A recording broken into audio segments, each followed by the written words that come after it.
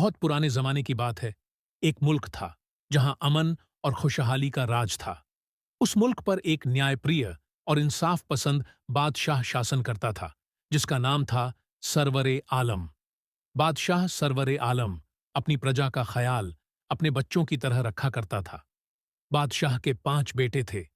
4 शहजादे महल में रहते थे, मगर 5वां बेटा सरताज अपनी किस्मत के लिखे से अपने पिता की मोहब्बत से महरूम था। राजा ज्योतिषी ने भविष्यवाणी की थी, अगर बादशाह अपने 5वें बेटे को देखेगा तो उसकी आंखों की रोशनी चली जाएगी। यह बात सुनकर बादशाह का दिल कांप उठा। उसे अपनी सल्तनत से ज्यादा अपनी आंखों का डर सताने लगा। उस दिन से बादशाह ने अपने ही बेटे से नजर मिलानी छोड़ दी। आखिरकार बादशाह ने फैसला किया कि सरताज को शहर से दूर अपने वफादार गुलाम के घर भेज दिया जाए, बिना कुछ कहे, बिना कोई शिकवा किए। सरताज ने अपनी किस्मत को खामोशी से कबूल कर लिया। महल के दरवाजे उसके पीछे बंद हो गए और एक शहजादा खामोशी से अपनी जिंदगी के नए सफर पर निकल पड़ा।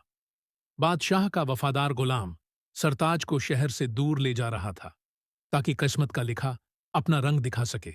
शहर से दूर एक साधा सा गांव था, जहां न ताज था न तख्त, बस मेहनत और सुकून था।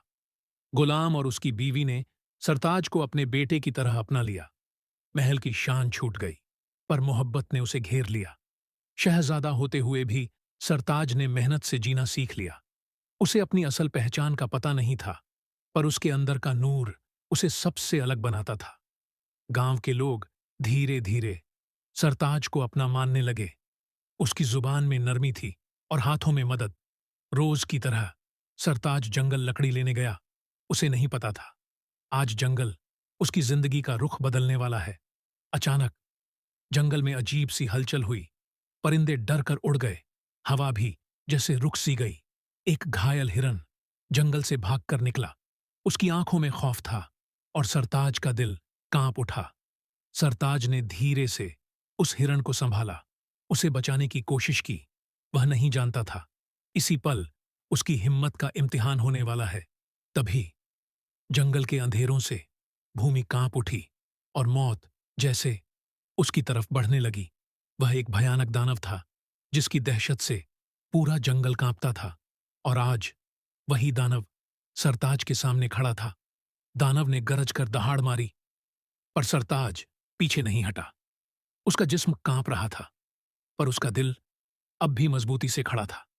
उसे अपनी जान का डर था, पर किसी बेगुनाह को मौत के हवाले करना उसकी फितरत में नहीं था। दानव भी इस लड़के की हिम्मत देखकर एक पल के लिए थम गया, और उसी पल किस्मत ने सरताज को पहचान लिया। दानव ने धीरे धीरे पीछे हटना शुरू किया, जैसे उस लड़के की हिम्मत उसके लिए भी नई बात हो।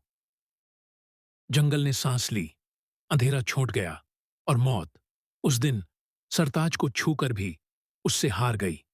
घायल हिरन ने सरताज की तरफ देखा, जैसे शुक्रिया अदा कर रहा हो, और फिर जंगल की गहराइयों में गुम हो गया। सरताज को समझ नहीं आया यह सब कैसे हुआ, पर उसका दिल जानता था यह सिर्फ एक वाकया नहीं, बल्कि अनजान था वह कि जंगल ने उसे पहचान लिया है, और अब उसकी जिंदगी आम राहों पर ज्यादा देर नहीं चलने वाली। यह उसकी पहचान का पहला इम्तिहान था।